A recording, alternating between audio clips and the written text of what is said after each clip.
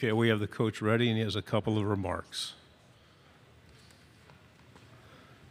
Oh, that was a quick introduction. Thank you. Good to see everybody. I just walked off the main stage, obviously, and as I mentioned in there, you know, everybody says it, but it's true. Really good to see everybody. I really do appreciate what you do. I see a lot of you, so many different places, and how hard you work, and all the different sports, and the travel, and everything. So really good to see everybody. It's an exciting time. You know, for us, and I mentioned it in there, but it's true, the last year or two, it's like chaos, you know, and chaos. But for us, it's like, let's get back to sanity. Let's get back to getting on the field, coaching football, and being around our players and being around our staff. And that's fun. And that's right around the corner. So looking forward to that. But great seeing everybody. Front row, coach, on the left. Chris Farbling, KCOU 81 FM. Coach, you guys brought in a lot of players in the transfer portal, in particular on offense, Devin Leary, Ray Davis, and a lot of guys in the offensive line. I want to ask, do you believe that the transfer portal, do you believe it helps or hurts the parity of the sport, or widens or decreases the gap between talent between teams? Yeah, I think at this point, you know, that's hard to say. It's a great question. I'd say probably creates a little more parity. You know, just what the good and the bad from that is we're all in the same situation, right? So if you feel like maybe you're gaining on a team and maybe they don't have the guy at the right position or a weakness, they could just go out and fix it in free agency. And so that's the bad thing because, you know, some of the teams that are competing for championships each and every year are still going to be going and getting those top free agents. So it's kind of a double-edged sword, but we've done very well in the portal. And as I say a lot, and people may get tired of it, but you know, the situation is what it is. So we better do it the best we can and worry about Kentucky and handle my backyard the best I can. Front row, right. Jimmy Himes with the Sports Animal in Knoxville. Coach, talk a little bit about having Liam Cohen back as your offensive coordinator. And has he brought any new wrinkles from his first stop?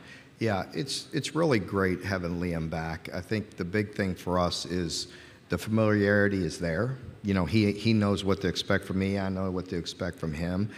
It's not always easy. It's not going to happen just because we had success before, that it's going to happen overnight.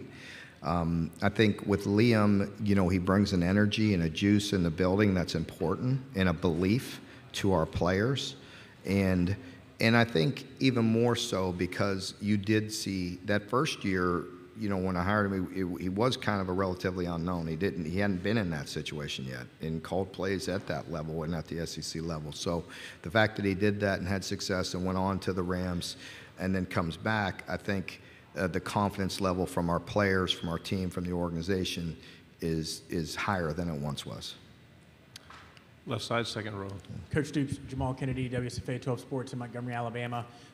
Alabama comes to Lexington this fall in November. Just curious in your thoughts, the excitement around hosting that team. You know, the last time you beat Alabama, of course, was in the 90s, but it did come in Lexington. I think, you know, that's one of those situations where it's such a long way off, but we have great respect for the history, the tradition, especially the teams on the West that we don't see much that do come in there. That's part of it. That's part of the argument, right, with creating one division and rotating them and all that. So I think that's a fair question. We have so many games before that. November's a long way off. But, you know, certainly, you know, the respect is there for Alabama, and the fact that they're coming to your stadium, it's there. It's part of the schedule. It's good for season tickets. It's good for all those things. But for us, there's a lot of work to do in between. Right side, front row. Chris Williams, CBS Oklahoma. Coach, what do you think it'll be like for you the first time you take the team to Norman, and who do you think Bob will be pulling for when that day comes? Yeah, that'll be definitely a strange feeling. You know, the last time I was in Norman, I was the defensive coordinator, and we were playing them, and it was my first year, our first year at Florida State, and it didn't go so well. So I don't have such fond memories of that. So, of course, a year later in Tallahassee, it was a much better game, and But in year one there at their place at that point in time wasn't much fun. But I wish I had got a shot at them a couple years later when we had them going in Tallahassee. But no, it'll be a challenge. Again, the respect I have for Oklahoma and Drake, who was asked that in there. I'm so proud of Drake and the way he's playing, and Coach Venables. I've known him for such a long time. So nothing but respect and admiration for Oklahoma. But when we play each other, we'll both be trying to win at all costs. So. Second row. Hey, Mark. Justin Rogers now heads to Auburn. What kind of a player does he bring to that program? And I guess how difficult are conversations like that when a player comes to you and decides to transfer? And kind of what was the crux of that conversation between you and I'd him? like to keep that private, but I think the world of Justin. I really do. I love him. He's a great young man and a great player, and he'll do well. And I think we're all on both sides of that, and so I have nothing but good things to say about him, respect, and he'll do very well. And, so I wish him well. Left side, third row, and then pass it one over. Okay. Coach, what's the transition been like on offense with losing Will Levis, a guy that's been with Kentucky for so long, and moving off a guy like that? How's the offense going to look? Is it going to be any different? Well, it'll be different. We have a new coordinator. I think the big thing, with Will, you always hate to see a great, a pro, a guy that's that talented move on. But as I always say, no matter who it is, you're just excited for the next guy, the next opportunity, who's going to step up and what's he going to do.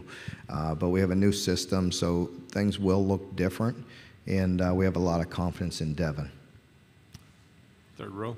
Coach Nick Brooks, WTY in Dothan. Last year, you referred to John Summerall as a home run hire for the Troy Trojans. Have you kept up with their season last year? I know they went 12-2. I was right, right? Have you had any conversation with Coach Summerall since then, and what was that conversation like? Yeah, I keep in touch with John and was asked about it in the other room as well. But no, just very proud of John and think the world of him. He's a great coach, and I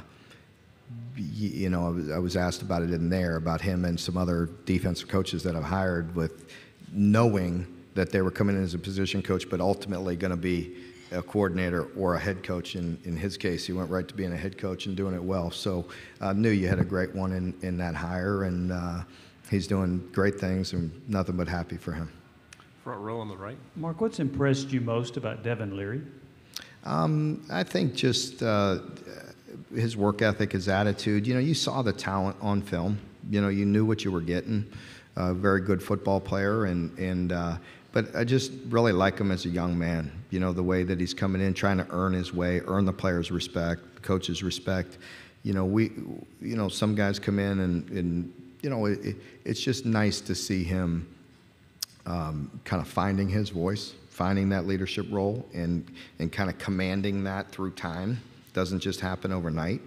And I think he just wants to put his head down and lead and be a great quarterback and lead that offense and help us win football games. Athletically, do you see similarities between him and Will Levis? I do. I see both of them creative at times in the pocket, and in their ability to, I think last year was different for Will. Certainly once he got injured, his ability to scramble and just, that comfort level wasn't there. He was playing with an injury. But, prior to that, both of them have that ability to escape and elude pressure, to either get the ball down the field or get some tough yards with their feet, whatever they have to do. Front row. Hey, Coach, great to see you. Good to see you. AP Stedham, AP and Kelly, as we see at Syndicated Radio. Coach, can you tell us about your wide receivers, some of your young wide receivers this year? Yeah, I think, last year you saw that, and Dane Key and Barryon Brown, two freshmen, that really, had a big year for true freshmen. We need to see their growth, and we need to see some other guys step up. Tavion T-Rob in the slot position really has that ability. We need him to continue to improve. A guy by the name of DeKel Crowdis can really run, has some great top-end speed. So we feel like we have some weapons there, and needed to shore up the offensive line to get that ball down the field, and try to get back to some play action, and we need to create more explosive plays. Right side, third row. We'll take both of you guys. Mark, Kentucky was one of the first sort of states to adopt NIL legislation. I'm kind of curious on your thoughts on that, with obviously with the current gray area, with the IRS memo, and obviously the statement made by the NCAA. How are you sort of operating the program in lieu of all this gray area? I mean, is there confidence in the state law in that process and so forth? Yeah, I have confidence in the state law, and I don't really want to get into all the weeds of the gray, if you will. I don't think that would be wise. But I think there's a lot of gray nationally. Coach Stoops, you've talked a lot about Oklahoma today and your respect for Brent Venables. I was just curious, after a disappointing season last year at OU, what advice, if at all, would you give for them to prepare for the SEC? I don't need to give them advice. I don't want that soundbite out there. That I'm a little wiser than that after 11 years. So I don't think I need that narrative in the Daily Oklahoman tomorrow. So Brent knows what he's doing. That program knows what he's doing, and they will figure it out. And it's a long ways off till we play them, but I have a lot of confidence in Brent and that program. Final two questions will be here, second row and then in the back. Sierra Newton for BBN tonight. We've seen a lot of growth out of Alex Safari. What are your plans for him this season? Yeah, Alex has been, came in and did a really good job as a true freshman. He's the type of guy that could play multiple positions. In kind of being such a young guy, to see where his body goes, because he's a big physical guy already as a freshman. But he has some unique skill sets, and he's just a very good football player. So we just need to continue to work with him, continue to play him at the position where we did a year ago at the nickel position a little bit, but also safety, and we'll see where it goes with him because he's talented, but again, he's young, and where's his body going? I mean, some guys gain 10, 20, 30, 40 pounds. You just don't know where it's going to go, but he's a good football player. Final question. Dan Peck, ESPN 106.7 in Auburn. Coach, when you got to Kentucky, Hugh Freeze was the head coach at Ole Miss. Now he's back in the SEC at Auburn. Your relationship with Coach Freeze and your thoughts on his return to the conference? Yeah, I was happy to see Coach back. He and I back in his first go-around used to play a little golf prior to our SEC meetings over in the spring, and we talked about getting that back together again. But no, he'll do a great job, and good to see him back. Coach, thank you very much. Thank Great you job. all.